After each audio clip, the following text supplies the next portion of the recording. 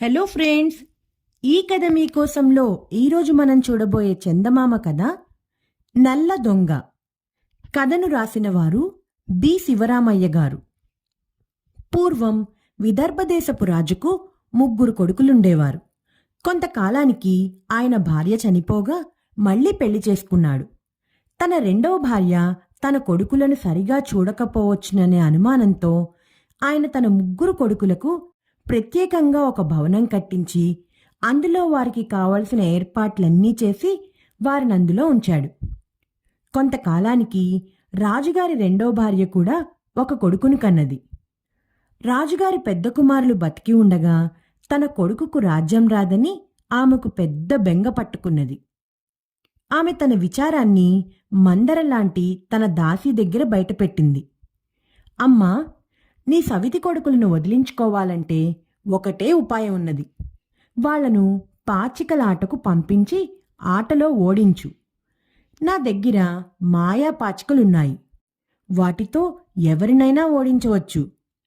ఆటలో ఓడిన వాళ్ళు గెలిచిన వాళ్ళు కోరినది తెచ్చి ఇవ్వటం పందెంగా పెట్టు. ఓడిపోయినాక వాళ్లను ఋతువర్ణుడి చిత్రాశ్వాలను తీసుకురమ్మని చెప్పు. ఋతువర్ణుడనే రాజు వద్ద 3 చిత్రాశ్వాలున్నాయి. వాటిని ఋతువర్ణుడు ఎవ్వరికీ ఇవ్వడు. దొంగతనం చేయటానికి ఎవరైనా యత్నిస్తే వాళ్ళు ప్రాణాలతో బయటపడలేరు అని దాసి రాణికి సలహా చెప్పింది. రాణి అలాగే ఒక పండుగ నాడు విందు చేసి తన సవతి కొడుకులను 3 ఆహ్వానించింది. వాళ్ళు 3 ఆమెతో జూదం ఆడి ఓడిపోయి, అమ్మా, మమ్మల్ని ఆటలో ఓడించావు కనుక ఏమిటి నీ కోరిక అని అడిగారు. నాకు మరే కోరిక లేదు. ఋతువర్ణ మహారాజు వద్ద ఉండే 3 చిత్రాశ్వాలు పట్టుకురండి అన్నది రాణి. ఆ రోజే 3 తమ గుర్రాలపైన ఋతువర్ణుడి రాజ్యం కేసి బయలుదేరారు. పోగా పోగా పోగా ఋతువర్ణుడి రాజ్యం వచ్చింది. రాజ్యపు పొలిమేరలో నల్ల దుస్తులు ధరించిన ఒక వ్యక్తి వారికి కనిపించి, ఎవరు మీరు? ఎక్కడి నుండి వస్తున్నారు? ఏం పని మీద పోతున్నారు అని రాజకుమారులను అడిగాడు. మేము విదర్భరాజు కొడుకులం. ఋతువర్ణుడి చిత్రాశ్వాలను తీసుకురావటానికి పోతున్నాం అన్నారు రాజకుమారులు. నేను ఎదురుపడటం మేలయింది. ఋతువర్ణుడి చిత్రాశ్వాలను తీసుకురావటం మాటలనుకున్నారా? వాటి కోసం ఎంతమంది అయితే వచ్చారో అందరూ ప్రాణాలు కోల్పోయారు. నేను ఈ ప్రాంతాల పేరు మోసిన నల్ల దొంగను. రాజుగారి చిత్రాశ్వాలను దొంగిలించటానికి నాకు చేతనైన సహాయం చేస్తాను. నా వెంట రండి అన్నాడు నల్ల దొంగ. అప్పటికే చీకటి పడుతున్నది. అర్ధరాత్రి వేళకు నల్ల దొంగ రాజకుమారులను రహస్య మార్గాల గుండా రాజుగారి కోటలోకి తీసుకుపోయాడు. అదృష్టవశాత్తు కాపలా వాళ్లంతా నిద్రలో ఉన్నారు. నల్ల దొంగ రాజకుమారులను చిత్రాశ్వాలుండే అశ్వశాల వద్దకు తీసుకుపోయాడు. రాజకుమారులు గుర్రాల కట్టుతాళ్లు విప్పేసరికి ఆ గుర్రాలు కాస్త గట్టిగా సెకిలించాయి. అది విని కాపలా వాళ్ళు 4 మూలల నుంచి వచ్చి నల్ల దొంగను రాజకుమారులను పట్టుకున్నారు. తన చిత్రాశ్వాలను దొంగిలించటానికి వచ్చిన వాళ్లను ముంచడానికి గంగాళంలో చమురు పోయించి కాయించాడు రాజు. ఆయన గంగాళం సమీపంగా కూర్చుని నేరస్తులను తీసుకురమ్మన్నాడు. భటులు నల్ల దొంగను రాజకుమారులను పట్టుకొచ్చారు. రాజు నల్ల దొంగ వేసుకున్న దుస్తులు చూసి, నల్ల దొంగకు నకలుగా బయలుదేరినట్టున్నావే అన్నాడు. నకలు కాదు మహారాజా, నేనే నల్ల దొంగను అన్నాడు నల్ల దొంగ. మంచిదైంది. నేను దొంగలకు విధించే శిక్ష చూద్దువుగాని. ఈ 3 ఎవరు అన్నాడు ఋతువర్ణ మహారాజు. వీళ్ళు విదర్భరాజు కుమారులు అన్నాడు నల్ల దొంగ. నూనె కళాపెళా కాగనారంభించగానే వీరిలో చిన్నవాణ్ణి గంగాళంలో వేస్తాం. వాడిప్పుడు చావుకు ఎంత దగ్గరగా ఉన్నాడంటావు అన్నాడు రాజు. ఒకప్పుడు నేను చావుకు ఇంతకన్నా దగ్గరగా ఉండడం జరిగింది మహారాజా. అయినా ప్రాణాలతో బయటపడ్డాను అన్నాడు నల్లదొంగ. అదేమిటో చెప్పు. ఇప్పుడీ కుర్రవాడి కన్నా నువ్వు చావుకు దగ్గరగా వెళ్ళిన మాట నిజమైతే వీణ్ణి ప్రాణాలతో వదిలేస్తాను అన్నాడు రాజు. అలా అయితే నా కథ వినండి మహారాజా అంటూ నల్ల దొంగ తన కథ ఇలా చెప్పసాగాడు. నా చిన్నతనంలో నేను కూడా జమీందారులాగే బతికాను. అయితే ముగ్గురు పిశాచినులు నన్ను సర్వనాశనం చేసిన కారణం చేత నేను దొంగతనం వృత్తిగా పెట్టుకోవలసి వచ్చింది. ఈ పిశాచినులు శాపానికి గురైన రాజకుమార్తెలు. వీళ్ళు పగలల్లా అద్భుత సౌందర్యవతులుగా ఉండి చీకటి పడగానే భయంకరమైన ముసలి రూపాలు పొంది పిశాచినులై తిరిగేవాళ్ళు. వాళ్ళు ప్రతి రాత్రి నా సొత్తు కాజేసి తీసుకుపోతూ ఉండేవాళ్ళు. ఒక రాత్రి నేను వీళ్ల కోసం కాపలా కాచి వాళ్ల వెన్నంటి బయలుదేరాను. వాళ్ళు ఒక కొండ బిళంలోకి ప్రవేశించారు. వారి వెంట నేను ప్రవేశించాను. ఆ బిళం ఏటవాలుగా అడుగుకు దిగిపోయింది. దాని అడుగున ఆ పిశాచినులు కాపురం ఉంటున్నారు. ఒక పొయ్యి మీద కుండలో వారి ఆహారం ఉడుకుతూ ఉన్నది. పిశాచినులు ముగ్గురు దాని చుట్టూ కూర్చున్నారు. నేను అటూ ఇటూ చూసి ఒక పెద్ద కొండరాతిని వారి మీదకి దొర్లించాను. అది వారి కుండ మీద పడి కుండ కాస్తా పగిలిపోయింది. పిశాచినులు తల ఎత్తి నన్ను చూసి అతి వేగంగా పైకెక్కి వచ్చారు. నేను అతి వేగంగా బిలంలో నుంచి బయటపడి పరిగెత్తసాగాను. కాని పిశాచినులు నన్ను అంతకంతకు సమీపిస్తుండడం తెలిసి వచ్చి నేను ప్రాణాలు కాపాడుకునేటందుకు ఒక పెద్ద చెట్టెక్కాను. వెంటనే పెద్ద పిశాచిని రెండవదాన్ని గొడ్డలిగాను మూడవదాన్ని వేటకుక్కగాను మార్చేసి గొడ్డలితో చెట్టు మొదలుపైన ఒక పెట్టు పెట్టింది. ఆ దెబ్బకు చెట్టు మొదలులో 3వ వంతు తెగింది. ఆమె గొడ్డలి ఎత్తి ఇంకొక దెబ్బ వేసింది. చెట్టు మొదలు 2 వంతులు తెగింది. ఇంకొక దెబ్బతో చెట్టు విరిగిపోతుంది. పిశాచిని 3వ దెబ్బ కొట్టడానికి గొడ్డలి ఎత్తేటంతలో తొలికోడి కూసేసింది. వెంటనే ఆ పిశాచిని, ఆమె చేతిలో గొడ్డలి, వేటకుక్క కూడా రాజకుమార్తెలుగా మారిపోయి తమ దారిన తాము నడుచుకుంటూ వెళ్ళిపోయారు. నల్లదొంగ ఈ కథ చెప్పి, మహారాజా, ఆ సమయంలో నేను మృత్యువుకు ఈ కుర్రవాడి కన్నా దగ్గరగా ఉన్నాను కానా అని అడిగాడు. నిజమే, అతన్ని ప్రాణాలతో వదిలేశాను. ఈ రెండో వాణ్ణి వేసేద్దాం. తైలం తెరలనారంభించింది. వీడు చావుకు ఎంత దగ్గరగా ఉన్నాడంటావు అన్నాడు రాజు. మహారాజా, ఇంతకంటే కూడా నాకు చావు దగ్గరగా వచ్చి దాటిపోయింది అన్నాడు నల్లదొంగ. ఆ కథ చెప్పు. నీ మాట నిజమైతే రెండో వాణ్ణి ప్రాణాలతో వదిలేస్తాను అన్నాడు రాజు. అయితే వినండి అంటూ నల్లదొంగ ఇలా చెప్పసాగాడు. నేను వాళ్ల కుండ పగలకొట్టానన్న కసితో ఆ పిశాచినులు నా సర్వస్వము నాశనం చేసి నన్ను దొంగ వృత్తిలోకి దింపేశారు. ఒకనాడు నేనొక గేదెను ఆవును దొంగతనం చేసి చీకటిలో వాటిని ఇంటికి తోలుకుంటూ వస్తూ కాళ్ళు పీక్కుపోతూ ఉంటే ఒక చెట్టు తోపులో కూర్చున్నాను. చలి జాస్తిగా ఉన్నది. గేదెను ఒక చెట్టుకు ఆవును మరొక చెట్టుకు కట్టేసి చెకుముకిరాయి సహాయంతో చితుకుల మంట వేసి శాలువా కప్పుకొని చలి కాచుకుంటూ ఉండగా అక్కడికి 13 పులులు వచ్చాయి. వాటిలో 12 పులులు మామూలు పుల్లు, 13వది చాలా పెద్దది. ఆకలి మీద ఉన్న ఆ పులుల డొక్కలు బాగా అంటుకుపోయి ఉన్నాయి. నేను చూస్తూ ఉండగానే పెద్ద పులి గేదెపైన పడి చంపి తాను సగం తిని మిగిలిన సగము మిగతా 12 పులులను తిననిచ్చింది. కదిలితే మీద పడతాయని నేను భయంతో వణికిపోతూ అలాగే కూర్చున్నాను. గేదెను తిన్నప్పటికీ పులుల ఆకలి తీరినట్టు లేదు. అవి వెళ్ళిపోలేదు. పెద్ద పులి ఆవు మీద పడి దానిని కూడా చంపేసింది. అదివరకులాగే పులులన్నీ ఆవును పంచుకుని తినసాగాయి. ఈసారి నా వంతు వస్తుందని తెలిసి నేను నా మీది శాలువ ఒక చెట్టు మొండెం మీద కప్పి నా తలగుడ్డ తీసి దానిపైన పెట్టి పులుల తిండిలో నిమగ్నమైన సమయంలో చెట్టు ఎక్కేశాను. ఆవు ఎముకలు తప్ప ఏమీ మిగల్చకుండా తినేసి పులులు నా కోసం తోపంతా వెతకనారంభించాయి. ఇంతలో పెద్ద పులి తల ఎత్తి చెట్టు మీద ఉన్న నన్ను చూసి మిగిలిన వాటిని పిలిచింది. పులులన్నీ చేరి తమ గోళ్లతో గోరి చెట్టు మొదలు తొలగనారంభించాయి. త్వరలోనే చెట్టు కాస్త విరిగి పడిపోయింది.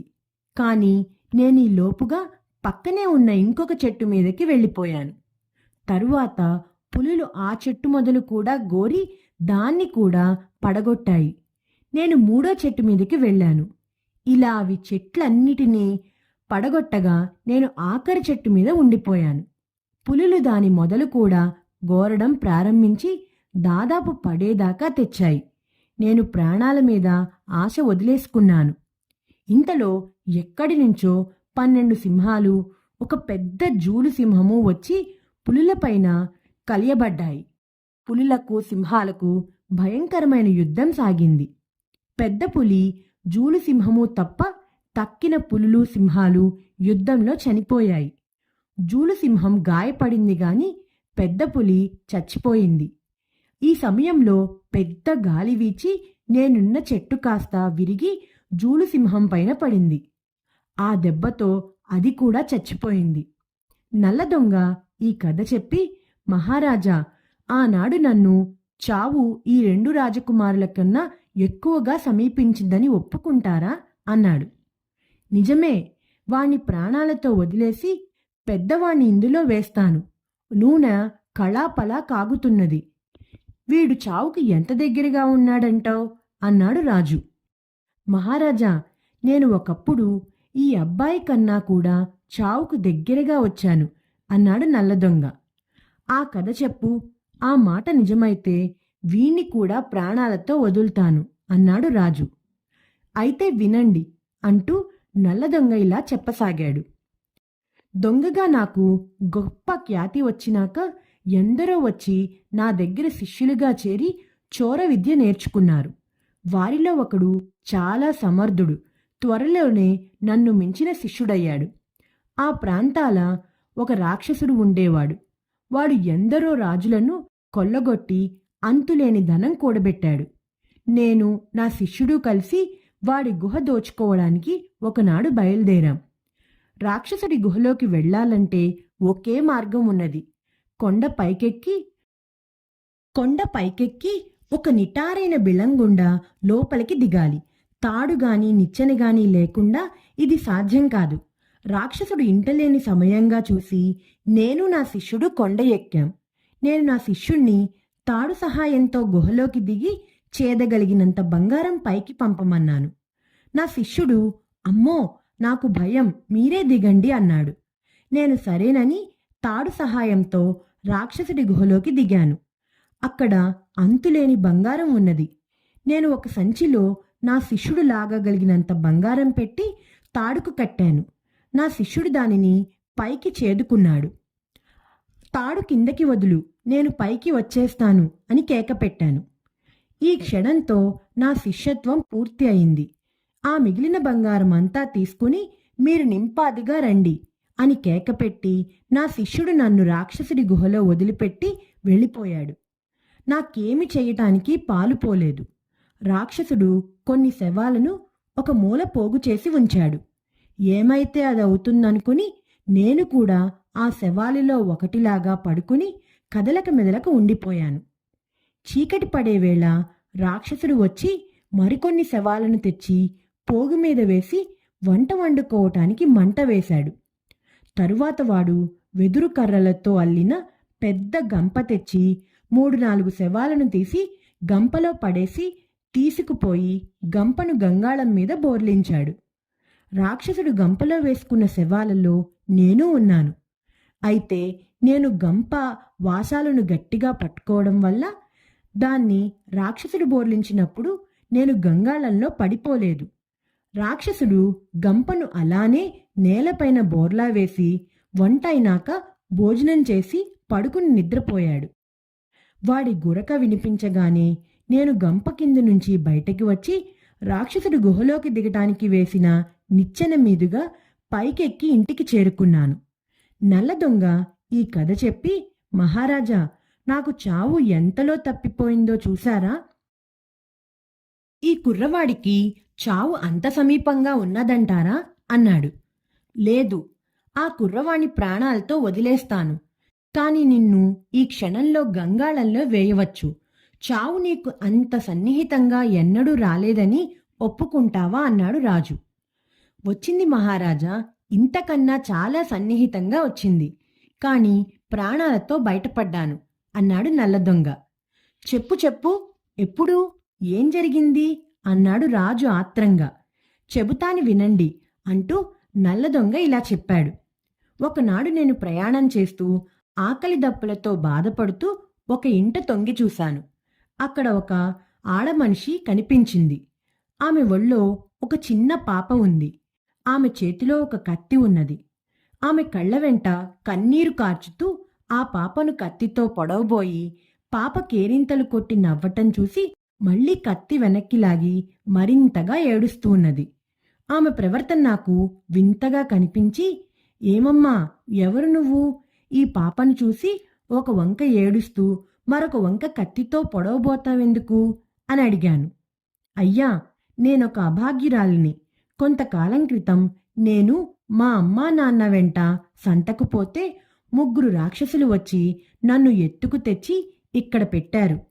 ఇవాళే నన్ను పెద్ద రాక్షసుడు పెళ్లాడబోతున్నాడు. నిన్న ఆ దుర్మార్గులు ఎక్కడి నుంచో ఈ పాపను తెచ్చి ఈ పూట వండి పెట్టమన్నారు. నేనేం చేసేది? రాక్షసులు వచ్చేలోగా ఈ పాపను చంపి వండకపోతే నా ప్రాణాలు దక్కవు అన్నది ఆమె. ఆ పాపను చంపకు. నా దగ్గర ఒక పంది పిల్ల ఉన్నది. దాన్ని వండిపెట్టు. వాళ్ళు తేడా తెలుసుకోలేరు. వాళ్లకు అనుమానం కలగకుండా ఉండటానికి ఈ పాప ఎడమ చిటికెన వేలి చిన్న కణుపు కోసి ఒక పక్కగా పడేయి అని ఆమెకు సలహా ఇచ్చాను. ఆమె అలాగే చేసింది. రాక్షసులు వచ్చి పందిపిల్లను తిని చాలా బాగుందనుకున్నారు. కాని వారి ఆకలి తీరలేదు. పెద్ద రాక్షసుడు మనిషి కోసం వెతుక్కుంటూ వంట ఇంట్లోకి వచ్చి నన్ను చూసి భుజాన వేసుకుని బయలుదేరాడు. నేను వాడి గుండెలో కత్తితో పొడిచి చంపేశాను. తరువాత రెండోవాడు వచ్చి అలాగే నన్ను భుజాన వేసుకున్నాడు. వాణ్ణి కూడా అలాగే పొడిచి చంపేశాను. పెద్ద రాక్షసులిద్దరూ ఎంతకూ రాకపోవటం చూసి మూడోవాడు అనుమానించి పెద్ద గద తీసుకుని వంట ఇంట్లోకి వచ్చాడు. వాడు నన్ను చూస్తూనే బలమంతా పెట్టి గద ఎత్తి నా మీద బలంగా కొట్టాడు. నేను పక్కకు తప్పుకునేసరికి గద కాస్త నేలలోకి 3 అడుగుల లోతు ఇరుక్కుపోయింది. వాడు దాన్ని పైకి తీసే లోపల నేను వాణ్ణి కత్తితో డొక్కలో పొడిచి చంపేశాను. రాక్షసులు 3 చావటంతో నా ప్రాణాలేగాక ఆ ఆడమనిషి ప్రాణాలు, పాప ప్రాణాలు కూడా దక్కాయి. నల్లదొంగ ఈ కథ చెప్పి, మహారాజా, నేనానాడు చావుకు సమీపంగా వచ్చినంతగా ఈనాడు వచ్చానంటారా అన్నాడు. లేదు, ఒకవేళ వచ్చినా నిన్ను నేను ఎలాగూ చంపను. ఎందుకంటే ఆనాడు నువ్వు కాపాడిన పాపను నేనే. కావలిస్తే నా ఎడమచేతి చిటికెన వేలు చూడు అంటూ రాజు తన వేలు చూపాడు. దాని చిన్న కణుపు లేదు. ఋతువర్ణ మహారాజు లేచి వచ్చి నల్లదొంగను కౌగిలించుకొని, నీకు తగిన బహుమానం ఇవ్వాలని మా నాన్నగారు నీకోసం ఎంతో వెతికించారు. కాని లాభం లేకపోయింది. నన్ను కాపాడిన వాడివి నీవేనా కాదా అని తెలుసుకోవటానికే ఇంతసేపు నీ కథలన్నీ విన్నాను అన్నాడు. తరువాత ఆయన నల్లదొంగకు అంతులేని బహుమానాలిచ్చాడు. తన చిత్రాశ్వాలను విదర్భరాజ కుమారులకు కానుకలుగా ఇచ్చి పంపేశాడు. రాజు రెండో భార్య తన సవతి కొడుకులు చిత్రాశ్వాలను తీసుకురావటం చూసి నివ్వెరపోయింది. కాని తన కొడుక్కు రాజ్యం లేకపోయినా 10 రాజ్యాల విలువ చేసే చిత్రాశ్వాలు ఉంటాయి కదా అని తృప్తిపడింది. అమ్మా, నీవు కోరిన ప్రకారం ఋతువర్ణుడి చిత్రాశ్వాలు తెచ్చి పందెం పూర్తి చేసుకున్నాం అంటూ 3 ఆ గుర్రాలను వదిలేశారు. అవి వాయువేగంతో ఋతువర్ణుడి వద్దకు తిరిగి వెళ్ళిపోయాయి. మోసం చేశారు, ఆ చిత్రాశ్వాలు నాకప్పగించలేదు అని రాణి అరిచింది. చిత్రాశ్వాలను తీసుకురావటం వరకే పందెం. వాటిని నీ వరం చేస్తామని మేము అన్నూలేదు, నీవు అడగునూ లేదు అన్నారు రాజకుమారులు. ఈ మాటలు వింటూనే రాణికి గుండె ఆగిపోయింది. ఆమె అక్కడ కూలిపోయి ప్రాణాలు వదిలింది. ఈ కథ మీకు కోసంలో ఈ కథ మీకు నచ్చిందా పిల్లలు? నచ్చినట్టయితే లైక్ చేయండి, షేర్ చేయండి, కామెంట్ చేయండి, ఇంకా సబ్స్క్రైబ్ కూడా చేసుకోండి. గంట కొట్టని వాళ్ళు కూడా గంట కూడా కొట్టండి.